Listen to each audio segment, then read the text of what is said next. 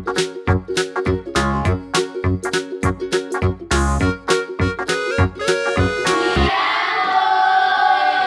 akan mulai kelompok pembelajaran tentang coding dengan bertema berpikir secara komputasional. Nah, bagaimana Tora akan mempelajari ini? Sebelumnya Tora Ibu undang untuk berdiri supaya Tora bisa berkonsentrasi.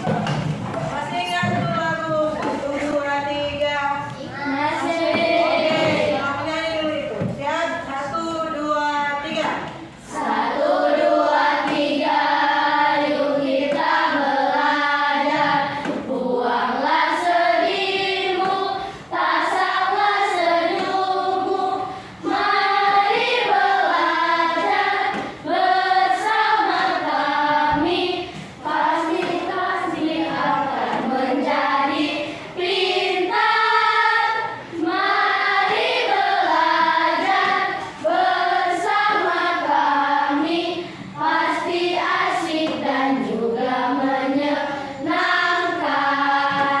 Nah, sekarang tepuk 1, tepuk 2, tepuk 3, tepuk 4, tepuk 5,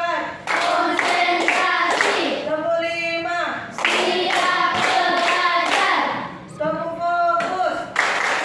Melihat, mendengar, mengingat, fokus. Oke, selamat duduk semua. Nah, pada hari ini dalam pembelajaran coding ini, siapa yang merasa senang untuk belajar? Semua merasa senang. Nah, sekarang Tora akan membahas proses itu berpikir secara komputasional. Nanti Ibu akan putar video supaya sebelum itu kalian ngerti.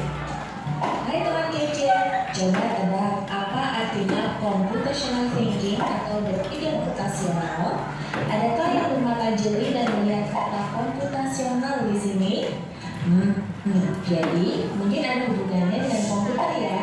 Iya, betul sekali. Jempol buat kamu yang sudah menebak dengan benar. Berpikir komputasional adalah proses berpikir untuk menyelesaikan masalah dengan efektif dan efisien. Dalam ilmu komputer, proses berpikir ini dilakukan sebelum mulai menulis coding atau pemrograman. Jika sudah direncanakan dengan baik, maka coding yang ditulis akan sesuai dengan kebutuhan dan dapat diselesaikan dengan cepat dan tepat. Tapi ternyata berpikir komputasional juga bisa dilakukan tanpa komputer dan tanpa internet loh. Malah sebenarnya kita pun sudah menerapkannya dalam kehidupan sehari-hari.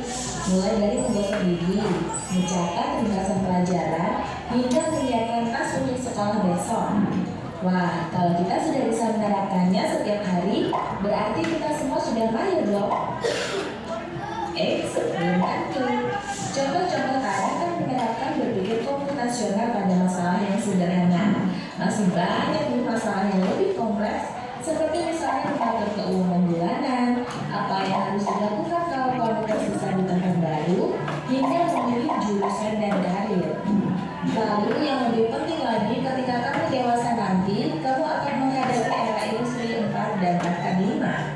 Di sini kamu perlu kecakapan untuk memanfaatkan dunia digital, mulai dari mencari dan memilah informasi yang kamu perlukan, hingga menggunakan informasi itu untuk membuat keputusan penting dalam hidupmu. Menghadapi masalah kompleks kehidupan di masa sekarang dan masa depan ini mirip seperti merencanakan komposisi. Dekomposisi artinya membagi masalah kompleks ke bagian yang lebih kecil agar mudah diselesaikan. Misalnya kamu ditunjuk jadi ketua panitia lomba 17-an, maka untuk memudahkan pelaksanaan, kamu bisa menunjuk panitia bagian acara, konsumsi, publikasi, keamanan, dan lainnya. Yang kedua, pengenalan pola. Artinya mencari kesamaan dan pola di antara bagian-bagian masalah kompleks yang sudah dipecah. Misalnya, kamu hendak melipat dan menyimpan jemuran di rumah, maka kamu perlu bisa mengenali jemuran milik ayah, ibu, kamu, adik, dan milik bersama seperti spray, handuk, dan lainnya. Ini karena jemuran-jemuran itu perlu disimpan di tempat yang berbeda. Yang ketiga, abstraksi. Artinya fokus pada informasi yang penting saja. mengabaikan detail yang tidak diperlukan. Misalnya, kamu tidak menceritakan pengalamanmu berwisata ke luar kota. Tentunya kamu mengalami banyak hal dari mulai berangkat di bus, berfoto bersama, makan di restoran, menginap di hotel, hingga perjalanan pulang. Tapi nggak mungkin kan kamu ceritakan semua kejadian dengan detail pada teman-temanmu. Pasti mereka bosan kalau kelamaan. Jadi kamu harus menyaring beberapa kejadian yang menarik saja untuk diceritakan pada teman. Yang terakhir, algoritma. Artinya membuat langkah-langkah penyelesaian atau membuat aturan yang diikuti untuk menyelesaikan masalah. Misalnya, kamu diberi daftar belanja di supermarket oleh ibu. Ada minyak goreng, telur, roti, sayur, dan kopi. Lalu kamu harus buru-buru karena ibu sudah mau memasak dengan minyak goreng itu. Nah, kalau seperti ini, satu cara yang efisien misalnya mulai dengan mengambil barang yang paling dekat dari pintu masuk hingga terakhir yang paling dekat dengan kasir. Nah, itu dia 4 landasan berpikir komputasional yang perlu diterapkan untuk memecahkan masalah yang kompleks. Lalu berikutnya, apakah ada cara untuk mengasah kemampuan berpikir komputasional? Tentu ada. Selain bisa coba kamu terapkan ke masalah sehari-harimu, kamu bisa juga latihan soal untuk mengasahnya. Misalnya, gurumu akan memberikan soal-soal computational thinking di mata pelajaran matematika, bahasa Indonesia, dan IPAS dalam kurikulum mereka. Selain itu, kamu bisa ikut tantangan bebas Indonesia juga. Yuk coba simak satu contoh soal computational thinking. Dalam BIS studi wisata, ada 3 kelompok anak yang akan diantarkan ke 3 tujuan berbeda. BIS berhenti pertama di restoran, lalu hotel, dan terakhir di museum. Hanya ada satu tempat penyimpanan koper di samping BIS, yang hanya bisa dibuka dari satu pintu. Sopir bis ingin mengatur koper-koper penumpang hingga mudah dikeluarkan. Bantu supir bis menentukan urutan memasukkan koper-koper itu ke dalam tempat penyimpanan. Pertanyaan, koper kelompok anak yang mana yang dimasukkan terakhir? A. Anak yang ingin pergi ke museum. B. Anak yang ingin pergi ke restoran. C. Anak yang ingin pergi ke hotel. Atau D. Yang mana pun boleh. Ini diadaptasi dari challenge.bebas.org. Kalau kamu tahu, coba ya dijawab di kolom komentar. Kejar cita, kejar ilmu, raih cita. Nah, oke. Dari video tadi, orang sudah melihat.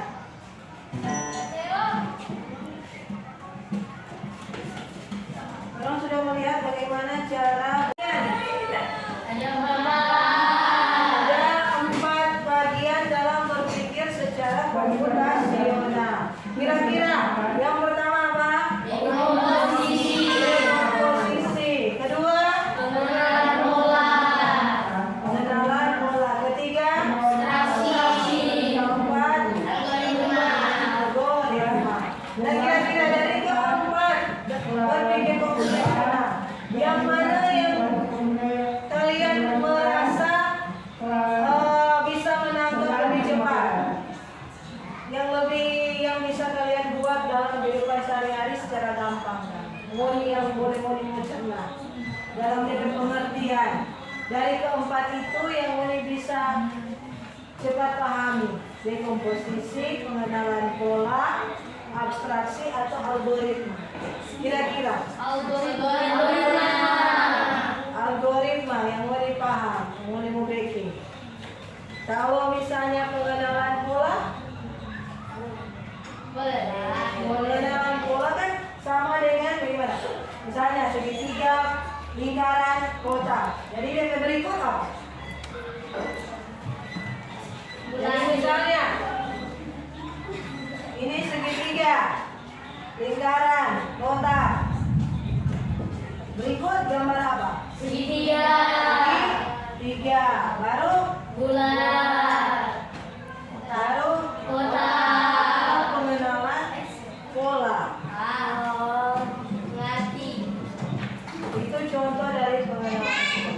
Nah, dari dari video yang Anda lihat tadi, nah sekarang ibu mau menggunakan pemahaman dengan menggunakan kode-kode tertentu atau pengenalan pola. Nah, jadi coba Ngoni akan buat ini dalam berkelompok. Dalam waktu boleh berapa menit? Kira-kira? 10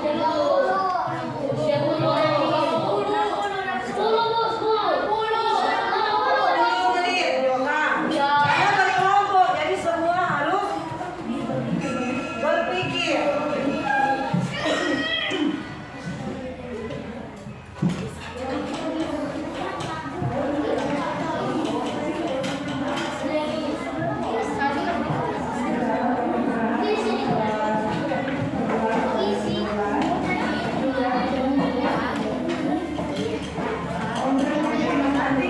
Tulis nama berkelompok.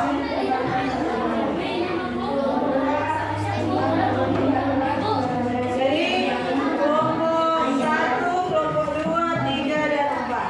Iya,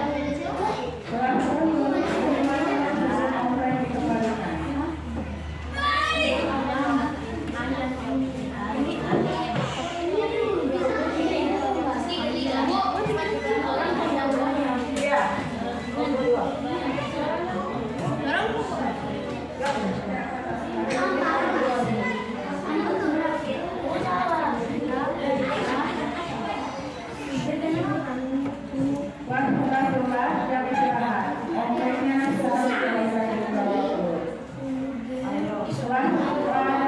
Dalam pengenalan pola, nah situ kan ada kode-kode gambar, ada gambar hati, ada gambar bintang, bulan, pesawat kertas, planet.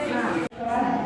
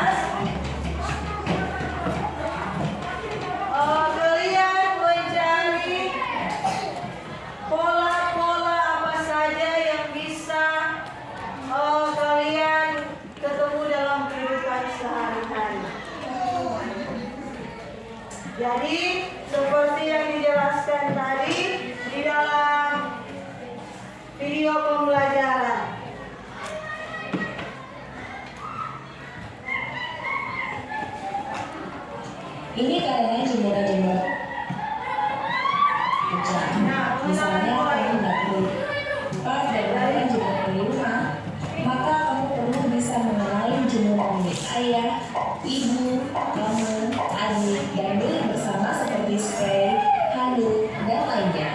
Ini karena jemuran-jemuran itu perlu disimpan di tempat yang berbeda. Yang ketiga, abstraksi. Artinya fokus pada informasi yang penting saja, mengabaikan detail yang tidak diperlukan. Misalnya, Ada dibilang, mana tuh Umi jemur yang pakaian besar, di tempat yang mana, pakaian kecil, di jemuran mana. Nah, di situ kan sama dengan Umi bisa mengenal pola, oh ini baju papa, ini baju mama, ini kakak, adik, dan sebagainya. Jadi, itu contoh. Pasti banyak hal-hal lain yang bisa Umi ketemukan lagi selain itu contoh di jemuran. Boleh Umi cari di mana saja dalam kehidupan Umi sehari-hari. Boleh mau paham? Tugas, ya. Tugas kita akan kumpul besok. Dan minggu depan kita akan belajar tentang materi yang selanjutnya, yaitu kecerdasan artifisial. Kita akan mengenal bagaimana cara bekerja mesin cerdas maupun non cerdas. Jadi bertahap-tahap untuk mengenal pembelajaran coding dan IPA. Sampai di sini ada pertanyaan? Jadi boleh mengulang. Dalam berpikir komputasional ada 4 cara, yaitu apa-apa saja?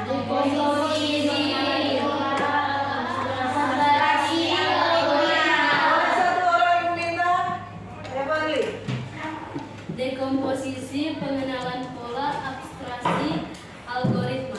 Oke, jadi sampai di sini pertemuan kita pada saat ini. Sampai jumpa minggu depan. Oke.